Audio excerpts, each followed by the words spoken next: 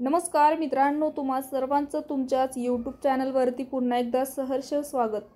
सरपंच संतोष देशमुख यांची हत्या झाल्यानंतर आरोपी आणि पोलिसांची भेट झाली होती। त्यानंतर वाल्मिक कराड एका नेत्याच्या फार्म हाऊसवर भेटायला गेला होता। इतकंच नाही तर कराड शपथविधी सोहळ्याला सुद्धा गेला होता।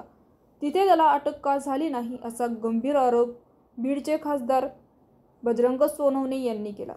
गुरुवारी दिल्लीत घेतलेल्या पत्रकार परिषदेतून त्यांनी हे गंभीर आरोप केला। इतकंच नाही तर उपमुख्यमंत्री अजित पवार मस्साजोगला संतोष देशमुख यांच्या निवासस्थानी त्यांच्या कुटुंबियांची भेट घेण्यासाठी गेले तेव्हा त्यांच्या गाडीच्या ताफ्यात आरोपी वाल्मिक कराडची देखील गाडी होती, असं थेट गंभीर आरोप उपमुख्यमंत्री अजित पवार यांच्यावर बजरंग सोनवणे यांनी केला आहे।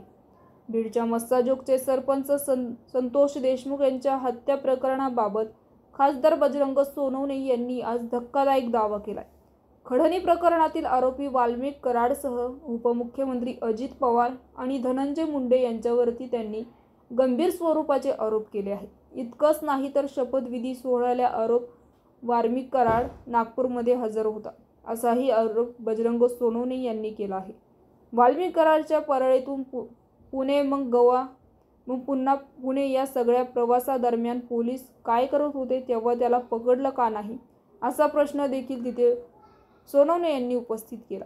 पुढे बोलताना बजरंग सोनवणे यांनी म्हटलंय की मुंडे यांच्या उपस्थितीत परळीतील त्यांचं सगळं काम वाल्मिक कराडच बघत होता, त्यामुळे आता कराडला हत्या प्रकरणातून वाचवण्यासाठी प्रयत्न सुरू आहे। वाल्मिक कराडने 2 दिवसापूर्वी एका गाडीतून पुण्यातील CID कार्यालयात सरेंडर केलं। तिथे गाडी उपमुख्यमंत्री अजित पवार मस्साजोग येथे देशमुख कुटुंबीय यांच्यासाठी भेटण्यासाठी गेले होते तेव्हा त्यांच्या ताफ्यात देखील होता, असाही गंभीर आरोप सोनवणे यांनी केलाय। त्याचबरोबर याचा अर्थ काय, ही गाडी कोणत्या नावावर आहे, पोलिसांनी त्याला तेव्हाच अटक का केलं नाही, असा प्रश्न देखील बजरंग सोनवणे यांनी उपस्थित केला आहे। आमच्या खडणी गोळ्या काढण्याच्या काम अडचणी निर्माण केल्या जात आहे, असंही त्यांनी म्हणाले। तर मित्रांनो, याविषयी आपलं मत काय आहे आम्हाला कमेंट बॉक्समध्ये नक्कीच कळवा आणि चॅनलला नक्कीच सबस्क्राईब करा। तूर्तास धन्यवाद। जय महाराष्ट्र।